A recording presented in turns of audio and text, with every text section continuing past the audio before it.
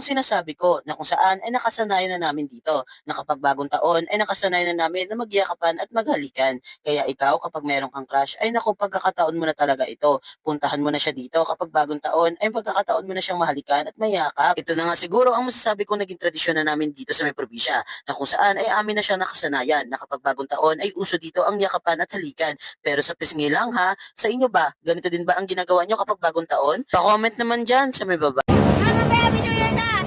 1, 2, 3, go! Happy New Year! Happy New Year ka! Happy New Year ka! Oh? Happy New Year ka!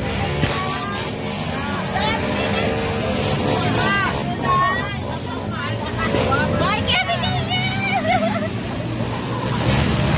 Papa! Papa! Picture naman!